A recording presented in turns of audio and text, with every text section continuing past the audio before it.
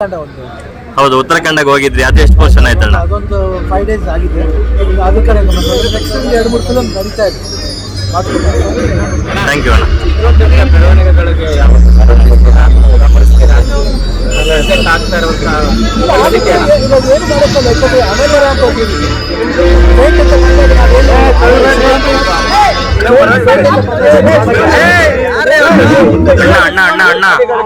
ಚಿತ್ರರಂಗದ ಕಲಾವಿದರ ಮತ್ತು ತಂತ್ರಜ್ಞರ ಪಾಲಿಗೆ ಆಧಾರ ಸ್ತಂಭವಾಗಿ ಪ್ರತಿಯೊಬ್ಬರನ್ನ ಕಾಯುವ ನಿರ್ಮಾಪಕರನ್ನು ಡಾಕ್ಟರ್ ರಾಜಕುಮಾರ್ ಅವರು ಅನ್ನದಾತರೆಂದು ಸಂಭಾಳಿಸುತ್ತಿದ್ದರು.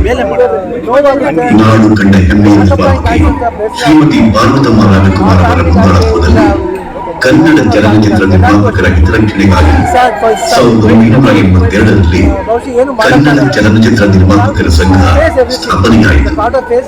ಅಂದು ಪ್ರಪ್ರಥಮ ಬಾರಿಗೆ ಸಂಘದ ಅಧ್ಯಕ್ಷರಾಗಿ ಶ್ರೀ ಎಚ್.ಎಂ.ಕೆ. ಮೂರ್ತಿಯವರು ಆಯ್ಕೆಯಾಗಿ ನಿರ್ಮಾಪಕರ ಏಳಿಗೆಗೆ ಶ್ರಮಿಸಿದರು.